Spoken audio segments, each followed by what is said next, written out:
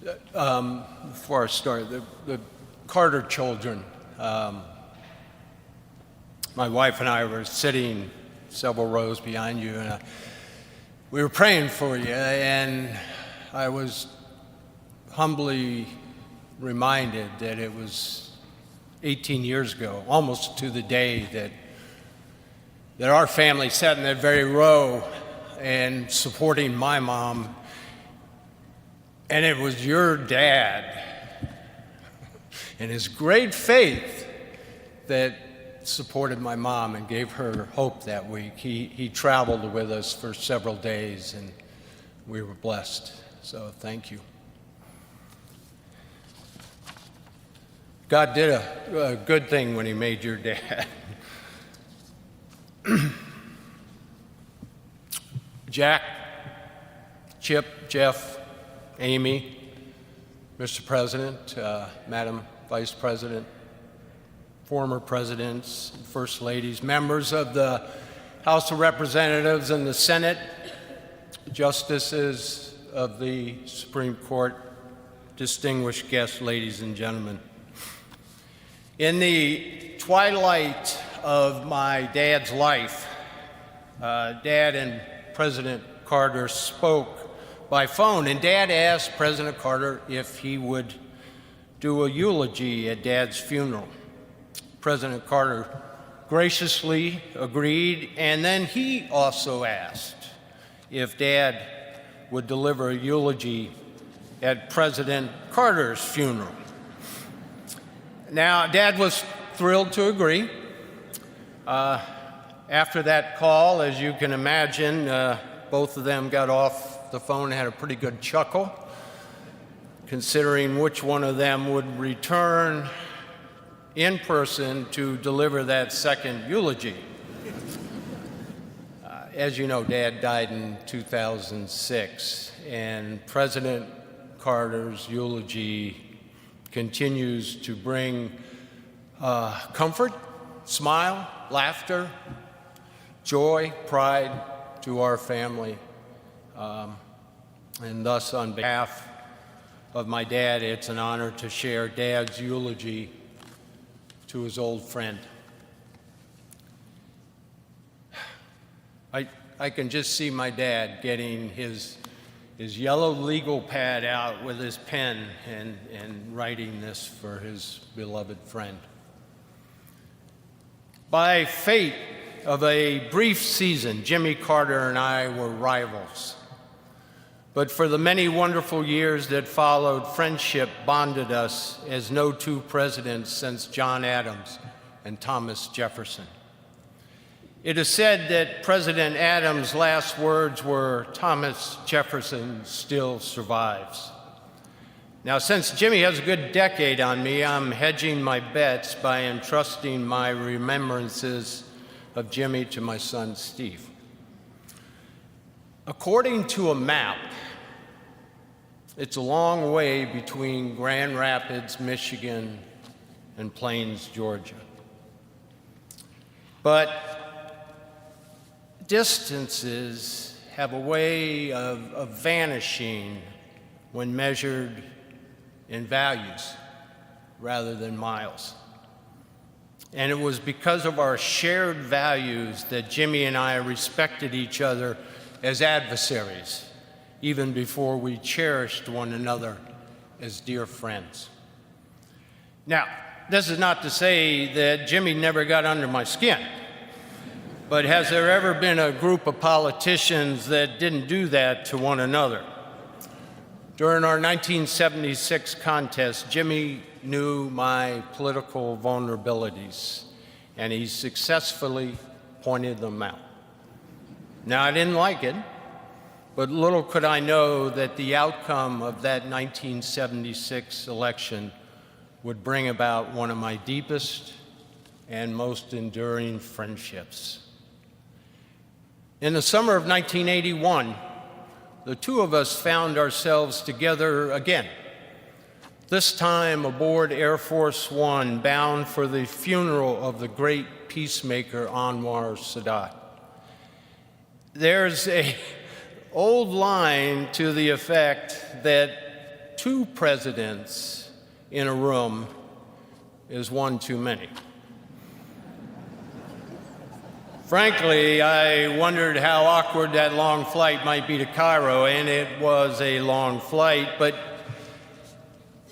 the return trip was not nearly long enough, for it was somewhere over the Atlantic that Jimmy and I forged a friendship that transcends politics. We immediately decided to exercise one of the privileges of a former president, forgetting that either one of us had ever said any harsh words about the other one in the heat of battle. Then we got on to much more enjoyable subjects, discussing our families, our faith, and sharing our experiences in discovering that there is indeed life after the White House. We commiserated over the high cost of building presidential libraries, and the even more regrettable fact that most of that fundraising for these otherwise admirable institutions fell to us personally. On the spot, we agreed to participate in programs at each other's library, beginning with a series of conferences on arms control. And if that wasn't newsworthy enough, we told reporters on the plane that a lasting Middle East peace would require the United States to make tough decisions, like confronting the Palestinian issue directly, thereby building on the work to which President Sadat had literally given his life. It was the first time, but by no means the last time, that our unlikely partnership ruffled feathers in the Washington establishment. Now, honesty and truth-telling were synonymous with the name Jimmy Carter. Yeah. Those traits were instilled in him by his loving parents, Lillian and Earl Carter, and the strength of his honesty was reinforced by his upbringing in the rural South, poised on the brink of social transformation. He displayed that honesty throughout his life as a naval officer, state legislator, governor, president, and world leader. For Jimmy Carter, honesty was not an aspirational goal, it was part of his very soul. Now, I think Jimmy wrote more books than any former president. Once asked if he really enjoyed writing, he replied with that familiar twinkle in his eye, "It beats picking cotton." But I think he enjoyed writing for another reason. As an author, he was under no pressure to tailor his opinions to some political constituency or potential contributor. Now, both of us had experienced the harsh reality that defeat at the polls can be painful, but we also came to know a more important consequence. Political defeat and writing can also be liberating. If it frees you to discuss topics that aren't necessarily consistent with short-term political popularity. Now, Jimmy learned early on that it was not enough merely to bear witness in a pew on a Sunday morning. Inspired by his faith, he pursued brotherhood across boundaries of nationhood, across boundaries of tradition, across boundaries of caste. In America's urban neighborhoods and in rural villages around the world, he reminded us that Christ had been a carpenter. And in third world villages, he successfully campaigned not for votes, but for the eradication of diseases that shame the developed world as they ravage the undeveloped one. Now, of course, not all of Jimmy's time was spent building houses, eradicating disease, brokering ceasefires, monitoring elections. While Jimmy is probably the only former president to conduct a weekly Bible class, I know for certain he is the only former president to perform a duet of On the Road Again with Willie Nelson. Georgia wasn't just on Jimmy's mind, it was in his blood. However far he traveled, he never forgot where he came home to, or where now, in the end, he would finally come home to.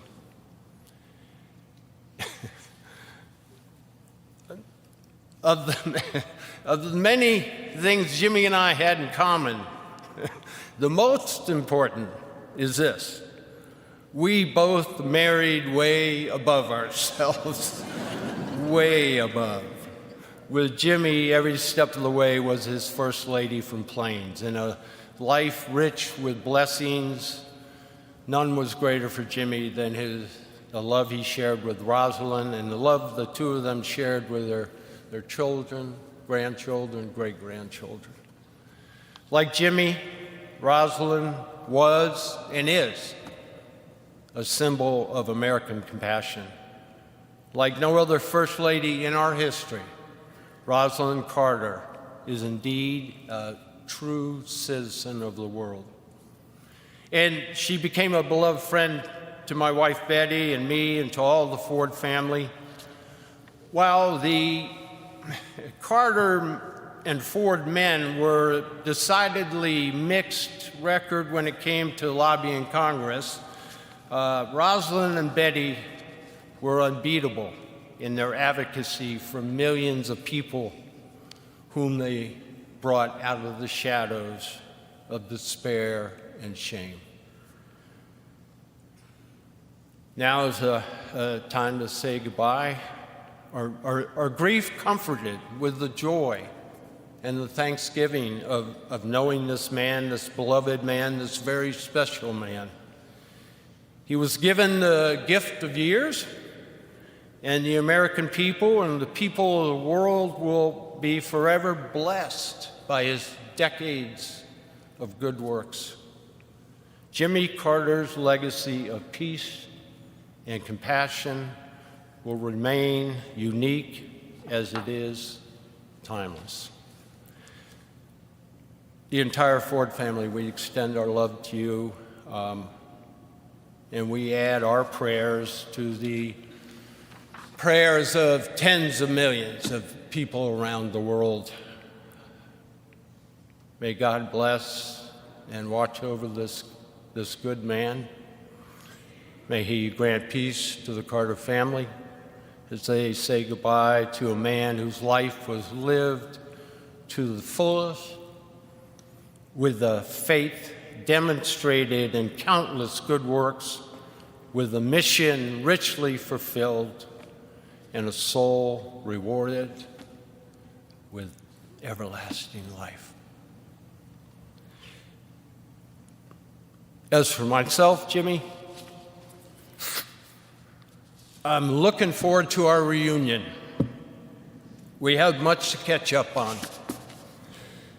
Thank you, Mr. President. Welcome home, old friend.